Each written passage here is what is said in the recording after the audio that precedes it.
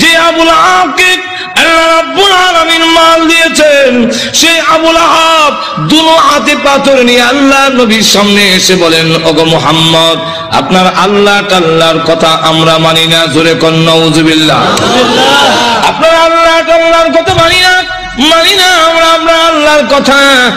এই কথা বলে নবীজি যখন পাথর মারতে গেল, আল্লাহ রাব্বুল আলামিন তখন ডাক দিয়ে বলেন, ওগো নবীজি, আপনার বিরুদ্ধে আসে নাই, বরং আমি আল্লাহর বিরুদ্ধে এসেছে।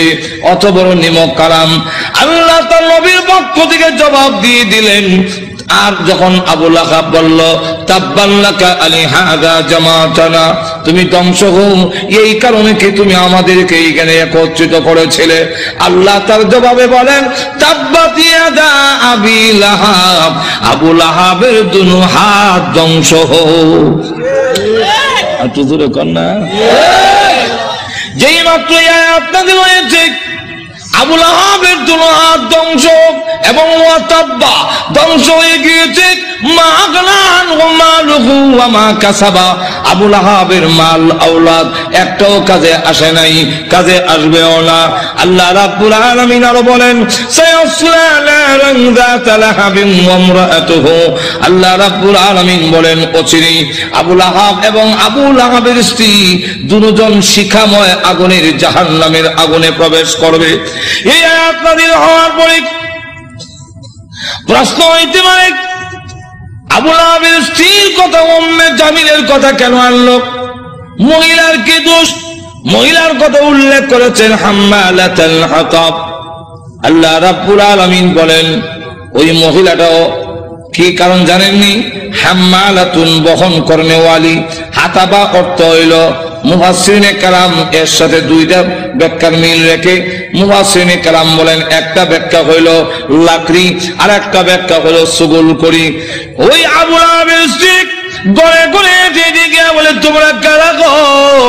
মুহাম্মদ আমাদের ভাতিজা এবং আমার বিয়াই, আমি তার সম্পর্কে ভালো করে জানি, তোমরা তার কাছে যাইও না, সে পাগল, তার কাছে তোমরা যাইবা না। আল্লাহর নবীর বিরুদ্ধে গড়ে হেঁটে হেঁটে গিয়ে বলে, মুহাম্মদ পাগল, তার কাছে যাইও না।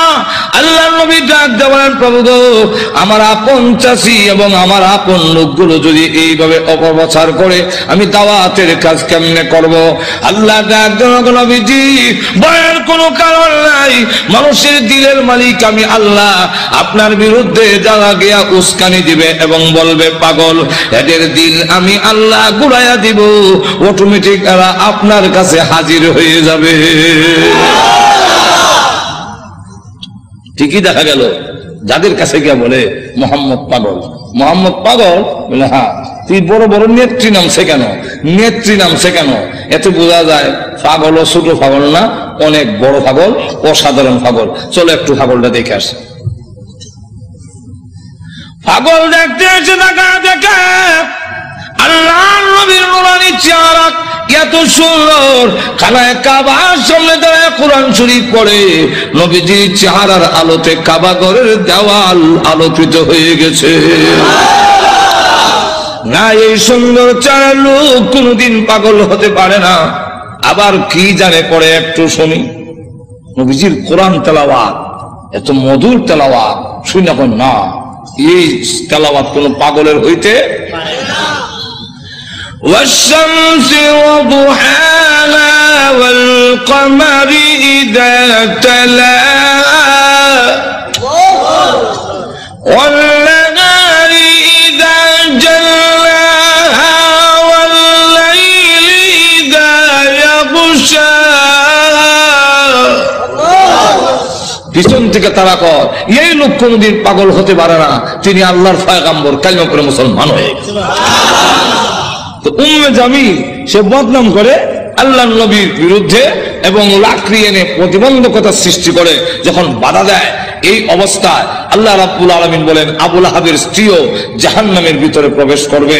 যেই মাত্র এই আয়াত নাযিল হইছে, তখন আবু লাহাবের স্ত্রীও হাতের মধ্যে পাথর নিয়া কোমর কাপড় বেঁধে রাসূলের উপরে হামলা করার জন্য খানায় কাবার দিকে যখন ধাবিত হচ্ছে, আবু বকর সিদ্দিক বলেন, ইয়া রাসূলুল্লাহ, ওই দেখেন আপনার চাষিও বিয়াইও উম্মে জামিল হাতের মধ্যে পাথর, কোমরের মধ্যে কাপড় বান্ধা, এতে বোঝা যায় মহিলা হামলা করবে। একজন মহিলা যদি হামলা করে ইজ্জত আর তাহে কই।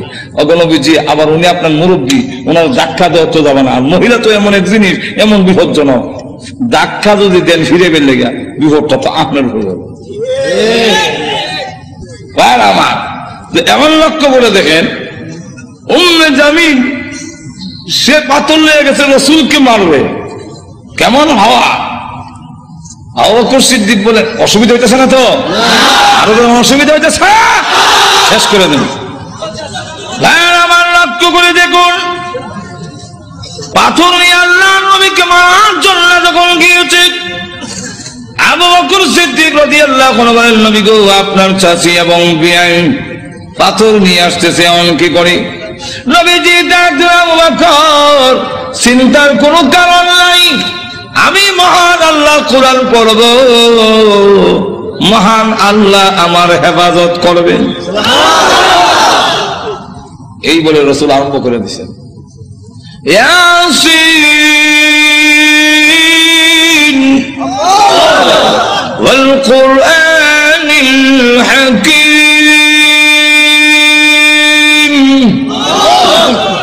উম্মে জামিল কাছে গিয়া কয়, এ আবু বকর, একা একা বসে রইছ, তোমার সাথী মোহাম্মদ কই আজকে? আবু বকর সিদ্দিক রাদিয়াল্লাহু আনহু বলেন, আমি দেখি আমার পাশে বইয়া কোরআন শরীফ পড়তেছে, নবী দেখতেছি আর কানে শুনতেছি। মহিলা জিগায়, মোহাম্মদ কও? তা তো বোঝা যায় দেখে না। তো দেখে না যেমন আমি কই রাখি। উম্মে জামিল হুমকি দেয়, তার ভাগ্য ভালো, তার কপাল ভালো, পাইলাম না, লুকাইয়ে গেছে গা, লুকাইয়ে গেছে, পাইলাম না। হ্যাঁ, ভাগ্য ভালো। আর না আন্দাজ পাইছে না, আমার ডাবল হওয়া। ডাবল হওয়ার মানে দেশ যারা চালায়, এক সর্দারের বউ আমি, আরেক সর্দারের কন্যা। আবু জাহেল আমার বাপ, আবু লাহাব আমার স্বামী। আর জেনে ফেলবে ডাবল হওয়া। ডাবল হওয়ার কেমনি হইল? সব তোর ভাঙ্গে কোয়া যায় না, বিপদ তো আছে। আমার ডাবল হওয়ার পাইলাম না, তার ভাগ্য বালা। আবু বকর সিদ্দিক বলেন, আমি দেখি তুই দেখস না, হিরো বুঝলাম না। নিবেদন করছেন ইসলামী প্রযোজনা প্রতিষ্ঠান বেতার বিতান রেডিও এন্ড সিডি। সে যখন চলে গেল, আবু বকর সিদ্দিক বলেন, হুজুর আমি দেখি, সে দেখলো না কেন? আল্লাহ বললেন, আবু বকর তুমি কি কোরআন শরীফ পড়ো না? আল্লাহ রাব্বুল আলামিন আগে আমাকে জানায়া দিয়েছেন, وَإِذَا قَرَأْتَ الْقُرْآنَ جَعَلْنَا بَيْنَكَ وَبَيْنَ الَّذِينَ يُؤْمِنُونَ بِالْآخِرَةِ حِجَابًا مَسْتُورًا। হ্যালো বিয়া, আপনি যখন কোরআন শরীফ পড়ে, তখন আপনার আর অবিশ্বাসী বেঈমান কাফেরের মাঝে আমি আল্লাহ হিজাবান মাসতুরা, গোপন পর্দা দিয়া আপনারে ঢেকে ফেলি। রাসূল বলেন, আবু বকর গোপন পর্দাটা কি জানো? ওয়াল্লাহু আ'লামু রাসূলুহু, আল্লাহর রাসূল বলেন, আমি যেই দিকে তাকাই সেই দিকেই দেখি অসংখ্য ফেরেশতা আমাকে ঘেরাও করে দাঁড়িয়ে আছে। আবু জাহেল, আবু লাহাব ক্ষুব্ধ হইয়া দুই ছেলে, রসুলের দুই মেয়ের যে বিয়া করেছিল, মনে আছে তো? কন, একটার নাম উতবা, আরেকটার নাম উতাইবা। রসুল প্রকাশ্য নবী হওয়ার আগে, রসুল প্রকাশ্য নবী হওয়ার আগে দুই মেয়ে এই দুই ছেলের কাছে বিয়া দিয়েছিল। কথা বুঝছেন?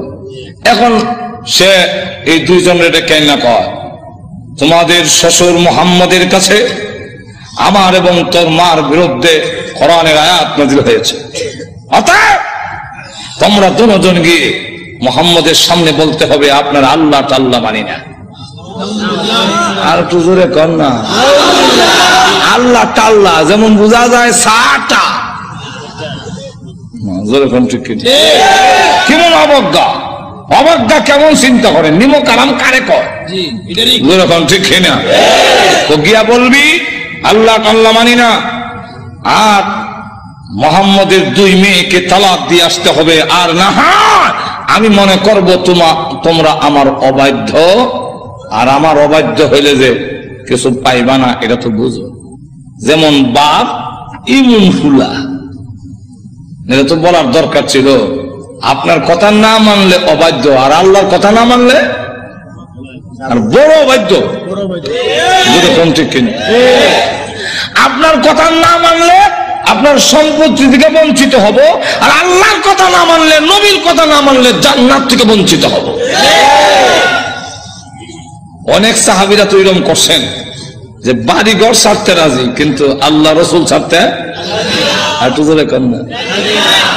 গভীর রজনীতে আল্লাহ নবী বিশ্ব নবী রাহমাতুল লিল আলামিন হুজরা শরীফ থেকে প্রচন্ড শীতের মধ্যে বের হয়েছেন। এমনি তাকায়া দেখে একজন বাঁকা হয়ে দাঁড়াইছে, সোজা হয়ে দাঁড়াতে পারে না, কাপড় এইভাবে ধরে রেখেছে। দাঁড়ায় বলেন আসসালাতু ওয়াসসালামু আলাইকা ইয়া রাসূলুল্লাহ। আল্লাহ নবী বলেন, কে রে তুমি এত গভীর রজনীতে আমাকে সালাম দিচ্ছ? আল্লাহ নবী যে মাত্র জিজ্ঞাসা করলেন, উনি ডাকতে, হুজুর আপনি কি আমাকে চিনতে পারেন নাই? আমি আব্দুল্লাহ। আল্লাহ নবী বলেন, কোন আব্দুল্লাহ? ওগো নবীজি, কিছুদিন আগে ইসলাম ধর্ম গ্রহণ করেছি, আমার নাম ছিল আব্দুল উজ্জা, আমি আপনার নামটা পরিবর্তন করে আব্দুল্লাহ রেখেছেন, আমি সেই আব্দুল্লাহ। বলেন, আমার আব্দুল্লাহ তো ধনী বাপ চাচা, তার বাপ চাচা ধনী ব্যবসায়ীর ছেলে, সকাল বিকাল কাপড় পরিবর্তন করে আসতো। আজকে তো দেখা যায় গায়ে কাপড় নাই, একটা কাপড়ের টুকরা পরিধান করা, সোজা হয়ে দাঁড়াতে পারে না, তার লজ্জাস্থান খালি হয়ে যায়, হাত দিয়ে ধরে রাখছে কোন রকমে কাপড়ের টুকরা। আল্লাহর নবী বলেন, আমার আব্দুল্লাহর এই অবস্থা কেন? শীতের মধ্যে টরটর করে কাঁপতেছে, কিন্তু কোনো কথা বলে না, কোনো ডাক দেয় না। নবী গো, অপেক্ষায় বসে আছি, কোন সময় আপনি বের হবেন। আপনার নুরানি চারা যদি এক নজর দেখতে পারি, তাহলে আমার অন্তরে আর কোনো দুঃখ থাকবে না। আল্লাহ নবী বলেন, কি হলো তোমার এই অবস্থা কেন? আব্দুল্লাহ, হুজুর আপনার দরবারে কেন আসা যাওয়া করি? আমার চাচা আমাকে বলেছেন বাড়ি ছেড়ে দিতে হবে, আর না হয় মুহাম্মদের দরবার ছেড়ে দিতে হবে। নবী গো, আমি ঘোষণা দিয়েছি, প্রয়োজন বোধে আপনার বাড়ি কেন তাম পৃথিবী ছেড়ে দিতে পারি, কিন্তু একটি মুহূর্তের জন্য বিশ্ব নবীর দরবার আমি ছাড়তে পারবো না। আমাকে বাড়ির থেকে বের করে দিয়েছে, বের হওয়ার সময় বললো কাপড় চোপড় গুলো দিয়ে যাও, এগুলো তো আমাদের। উদ্দেশ্য হইলো আমি উলঙ্গ হয়ে গেলে এটা যাব না, লজ্জায় তখন করে বসে থাকবো, আপনার দরবারে আসবো না। আমি তখন আমার চাচাকে জানিয়ে দিলাম, ওগো চাচা, কাপড় হারাতে পারি, ইজ্জত সম্মান হারাতে পারি, আমি সর্বহারা হতে পারি, কিন্তু আল্লাহর কসম ঈমান হারা এক মুহূর্তের জন্য হতে পারবো না। আজকে যদি শরমের আর ইজ্জতের বয়ে কাপড়ের জন্য আমি ঈমান হারা হয়ে যাই, মৃত্যুর পরে কবর থেকে উলঙ্গ হয়ে আল্লাহর দরবারে উঠব, উলঙ্গ অবস্থায় জাহান্নামের মধ্যে দেওয়া হবে। ওগো আল্লাহর নবী, আমার কাপড় চোপড় গুলো রেখে দিয়েছে। আমি আমার মার সামনে দাঁড়িয়ে বললাম, মা গো, ও মা, একটা কাপড় দেন না, আমি আমার লজ্জাস্থান রেখে বিশ্ব নবীর দরবারে যাব। ওগো মা, একটা নজর যদি আল্লাহর নবীকে দেখতে পারি, তাহলে আমার মনে আর কোনো ব্যথা থাকবে না। এই বলে হুজুর আমার মা একটা কাপড় দিয়েছেন, কোন রকমের লজ্জাস্থান রেখে আপনার হুজুরের সামনে এসে বসে আছি। কোন সময় আপনি বের হবেন, আপনার চেহারা মুবারক একটা নজর দেখার জন্য বসে আছি। নবীজি তার করুণ কাহিনী শুনে বিশ্ব নবী পর্যন্ত চোখের পানি রাখতে পারলেন। আল্লাহ নবী ডাক দিলেন, আব্দুল্লাহ আমার ঘরে আয়, হুজুরের শরীফে আয়, এই নে আমার ব্যবহারের 2 খান কাপড় তোরে দান করলাম। নবীজির দুইখানা কাপড় ব্যবহারের কাপড়ের দাম আছে কিনা নাই? এরপর থেকে আব্দুল্লাহ যুল বাকাতাইন হয়ে গেল। খালি আব্দুল্লাহ না, এখন টাইটেল লাগছে। আল্লাহ নবী আব্দুল্লাহ, বল তোর কোন আকাঙ্ক্ষা আছে নি? আব্দুল্লাহ হুজুর, দুনিয়ার কোন আকাঙ্ক্ষা নাই, আপনার কাছে আমার একটা দরখাস্ত। নবীজি, আপনি বলেছেন শাহাদাতের মরণ হইলে মরণের কষ্ট হয় না। আপনি বলেছেন শাহাদাতের মরণ হইলে কবর গেলে মুনকার নাকির আসে না। আপনি বলেছেন শহীদ হয়ে মরলে কিয়ামতের মাঠে কোনো হিসাব কিতাব হবে না, বিনা হিসাবে জান্নাতে যাবে। তাই আমার দরখাস্ত, ওগো নবীজি, আপনি আল্লাহর কাছে বলুন আমার শাহাদাতের কামনা যেন মহান আল্লাহ কবুল করে নেন। নবীজি দোয়া করে দিলেন, দোয়া রাসূলের দোয়া, হাত উঠাইতে দেরি আর তোদের কবুল হইতে। আল্লাহ নবী বিশ্বনবী রাহমাতুল লিল আলামিন দোয়া করে দিলেন। এখন আব্দুল্লাহর জন্য দোয়া কেমন কবুল হয়ে গেছে। তবুকের যুদ্ধে গেলেন, কিন্তু তবুকের যুদ্ধটা হলো না, ফিরে আসবেন। আব্দুল্লাহ রাস্তার মধ্যে অসুস্থ হয়ে গেলেন, সেখানে তিনি ইন্তেকাল করলেন। আল্লাহ নবী ঘোষণা দিয়েছেন, আল্লাহর রাস্তায় যখন মানুষ বের হয়ে যায়, রাস্তায় মারা গেল, শাহাদাতের সওয়াব তাকে দেওয়া হয়। আমার আব্দুল্লাহকে গোসল দাও, কাফন পরাও, আমি নিজে জানাজার নামাজ পড়াবো। নবীজি নিজে জানাজার নামাজ পড়াইয়া লাশ যখন কবরের দিকে নিয়ে যায়, নবীজি পিছনে পিছনে যায়। কবরের পার গেলে পড়ে ডাক দিয়ে বলেন, সাহাবীরা রে, কেউ কবরে নামবে না, আমি তার কবরে নামবো। নবীজি আব্দুল্লাহ রাদিয়াল্লাহু আনহুর কবরে নামে দুই কান হাত উপর দিকে বাড়ায় দিয়ে বলেন, রে আব্দুল্লাহ, সাহাবীরা দে লাশটা আমার হাতে দে। দে আমার আব্দুল্লাহর লাশ আমার কোলে ছেড়ে দে। নবীজির কোলে ছেড়ে দিলে নবীজি এইভাবে লাশটা উপর দিকে উঠাইয়া আকাশের দিকে তাকাইয়া বলে, আল্লাহ, আমি আব্দুল্লাহর প্রতি খুশি, তুমিও খুশি হয়ে যাও। আল্লাহ, এখন আব্দুল্লাহর লাশটাকে আমার কোল থেকে তোমার রহমতের কোলে আমি স্থানান্তর করতে চাই।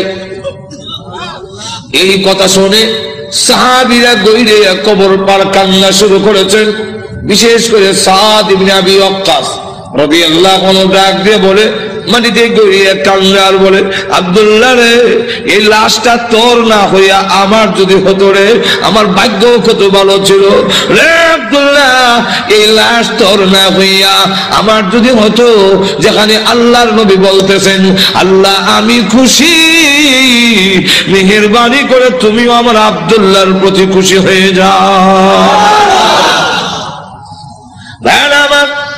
লক্ষ্য করে দেখুন, এইভাবে অনেক ঘটনা সারা রাত বললেও তো শেষ হবে না।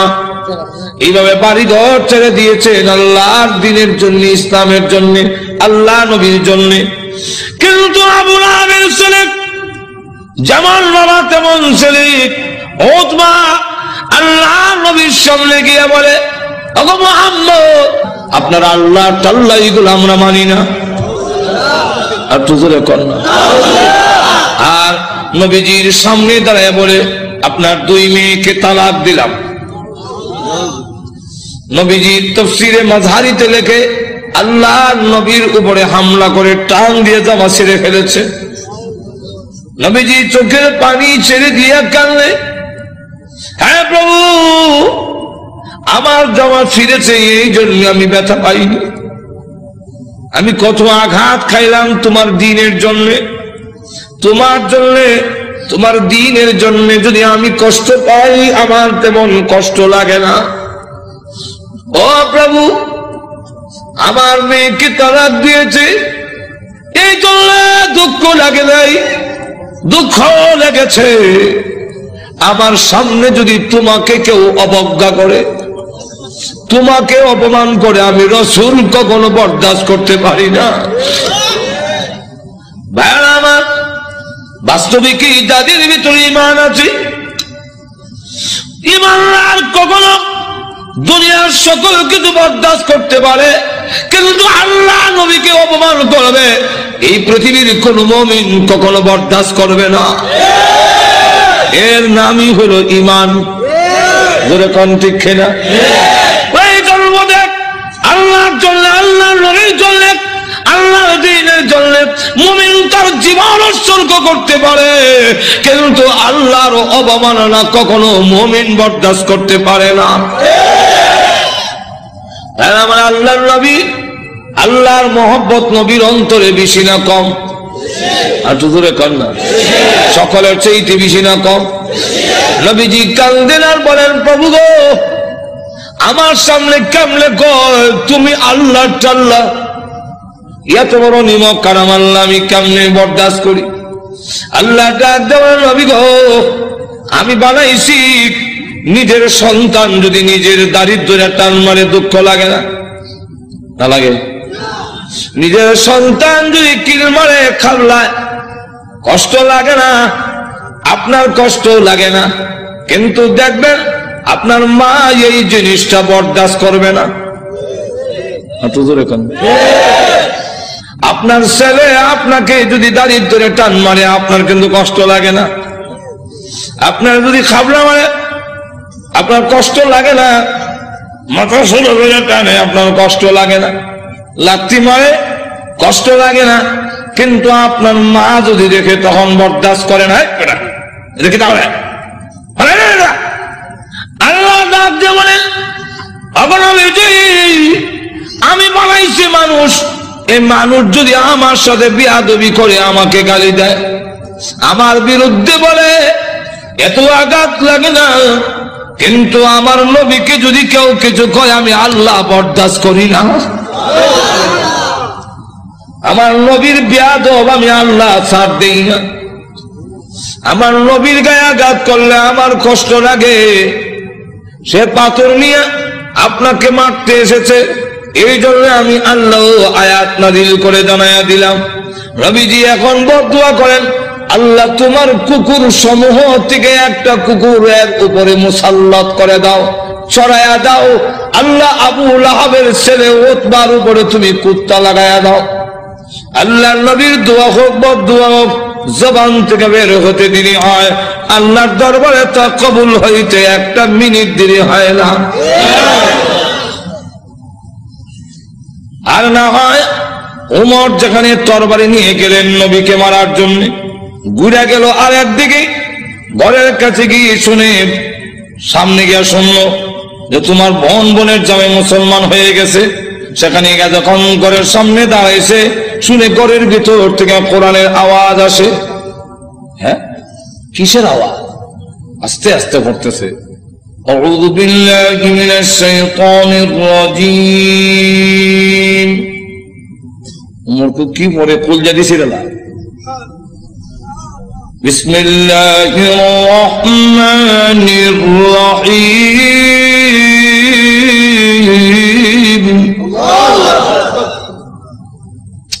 হ্যাঁ, গরকে আওয়াজ না ফাতেমা কাহা আজরাইল আইছে, দরজা খুলছে। আর ফরায় যে হযরত খাব্বাব রাদিয়াল্লাহু, তিনি দরজার আড়ে লুকায়ে গেছে, আল্লাহ লা ইলাহা ইল্লাল্লাহ সুবহানাকা ইন্নী।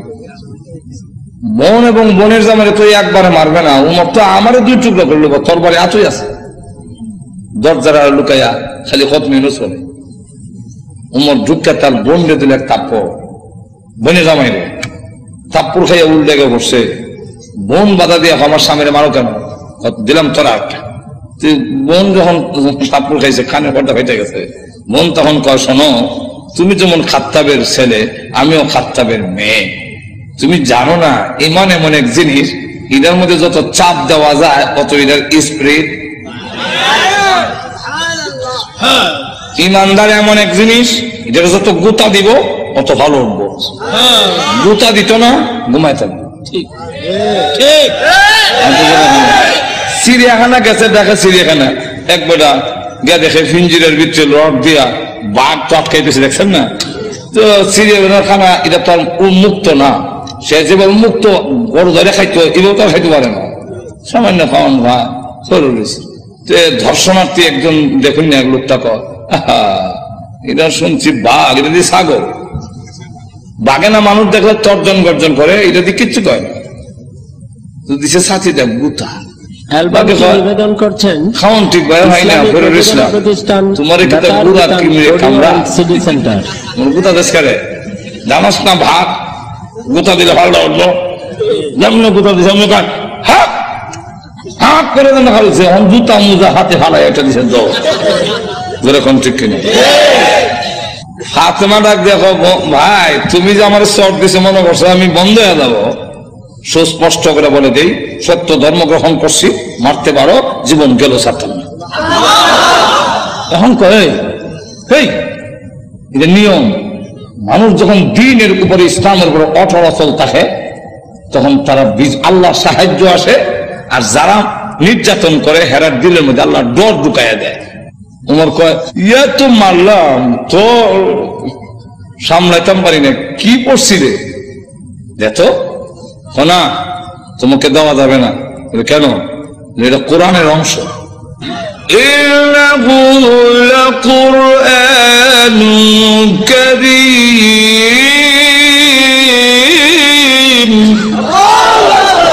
ফি কিতাবিম মাকনুন লা ইয়ামাসসুহু ইল্লাল মুতাহহারুন।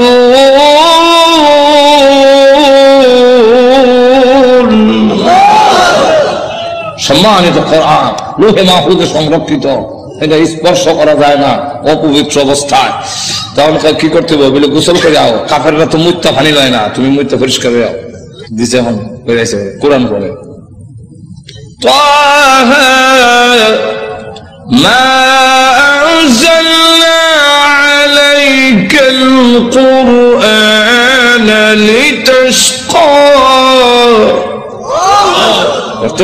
ওই আয়াত পর্যন্ত গেছে ইন্নানি আনাল্লাহু লা ইলাহা ইল্লা আনা ফা'বুদনি।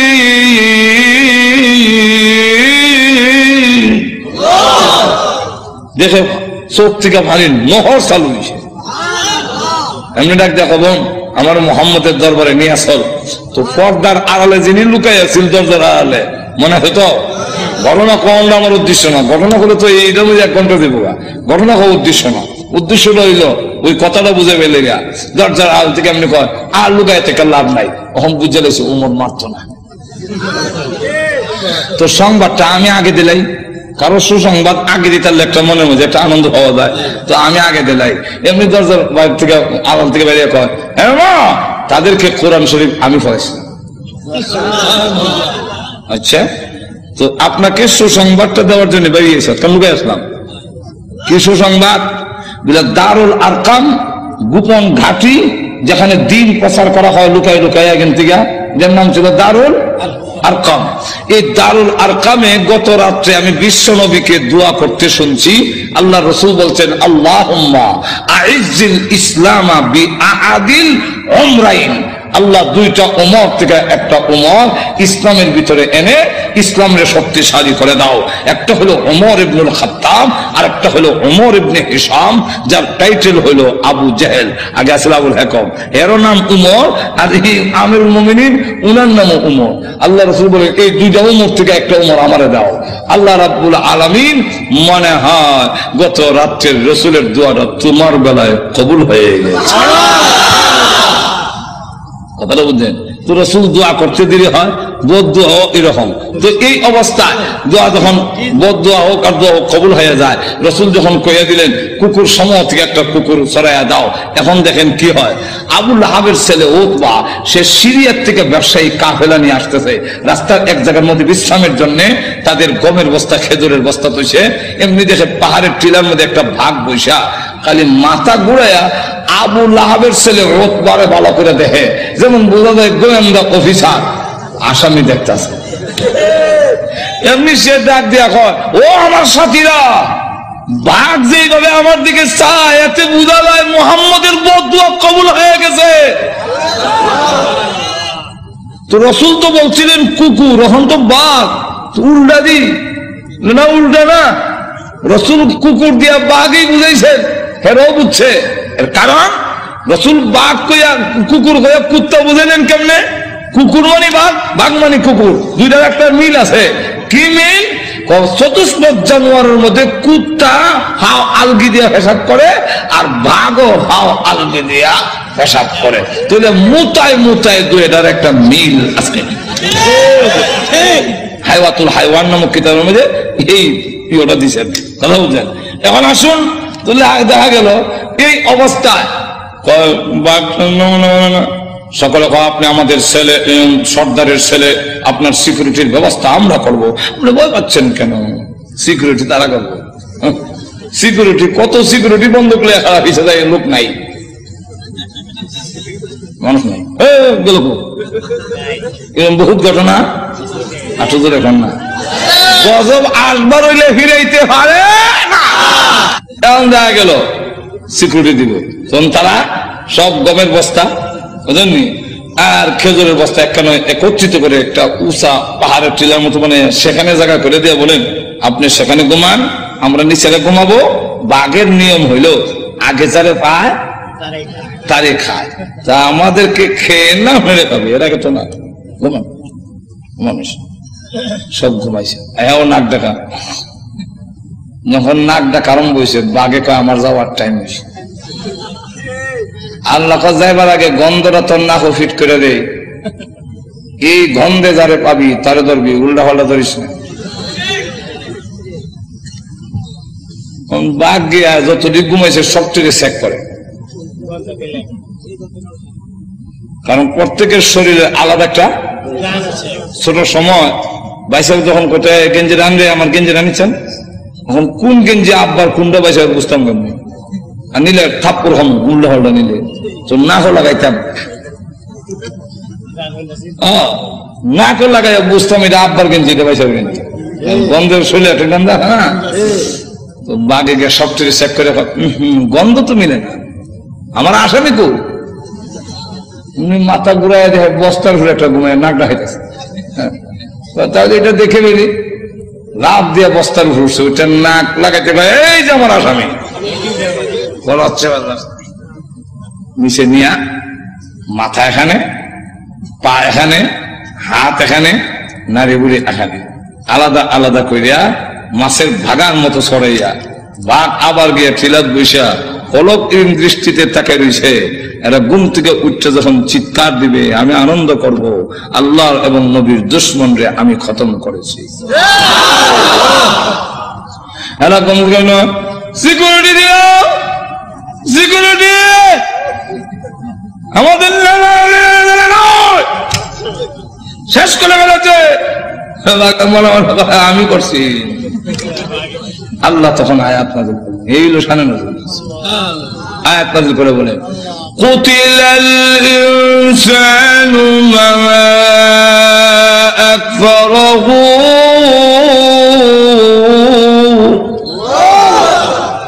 মানুষ ধ্বংস হয়েছে নি? আর তো ধরে কম রক্ষা করতে পারছে? আপনি আমিও ধ্বংস হব মরণের সময়, কেউ আমাদের রক্ষা করতে। আর তো ধরে কম কাল্লা ইযা বালাগাতিত তারাকিয়া ওয়া কিলা মান রাক, তখন কন্ট্রোল জান আসবে, কেউ রক্ষা করতে পারবে না। আল্লাহ তখন আয়াত নাযিল করে বলেন কুতিলাল ইনসান, মানুষ ধ্বংস হোক, মানুষ বড় অকৃতজ্ঞ। এখন আল্লাহ এক একটা নিয়ামতের কথা তুলে ধরে বলেন তুই যে অকৃতজ্ঞ হইলে একটু চিন্তা করলি না? মিন আইয়ি শাইইন খালাকা, তুই কিসের তৈরি, তোরে কি দিয়ে বানানো হইলো? এটার জবাব পারবো না, কারণ আমি জানি না তুই কি দিয়ে বানিয়েছেন। এর লাগে আল্লাহ নিজেই জবাব দিয়েছেন, মিন নুতফা, নাপাক পানি দিয়ে বানাইছি, যারা অত্যন্ত ঘৃণিত। আমি আল্লাহ এত সুন্দর করে তোরে বানাইলাম, আবার বানাইছি যে খালাকাহু ফাকাদ্দারাহু, কাদ্দারা ইউকাদ্দিরু, এটার দুইটা ব্যাখ্যা। একটা ব্যাখ্যা হইল তোমাকে এইভাবে বানাইলাম, গরু ছাগল এইভাবে না, তোমার কুদরতি স্প্রিং দিয়ে জায়গায় জায়গায়, মানে কুদরতি স্প্রিং যেরকম ঠিক কিনে কুদরতি স্প্রিং, এরপরে গরু এমনি লাগা দিলে যেরকম ঠিক কিনা। কিন্তু মানুষ তুমি সেলুনে গেছে চুল কাটবা, ডাইন দিকে বামে সামনে যেরকম ঠিক না ঠিক না। মানুষ তোর মাথা এইভাবে ঘুরাইবার মতো এই যে কুদরতি স্প্রিং দিয়ে তোরে বানাইলাম আল্লাহ, গরু কিন্তু এই ঠ্যাং ভাঙ্গিয়া পেশাব করতে পারে না, তোর আডু মানতে পারো, তোর সব মানতে পারো, কুদরতি স্প্রিং জায়গায় জায়গায় দিয়া আমি আল্লাহ এমন ভাবে বানাইলাম। আবার তুমি যখন বস্তা নেবে মাথা, তখন রড থেকে আরো শক্ত।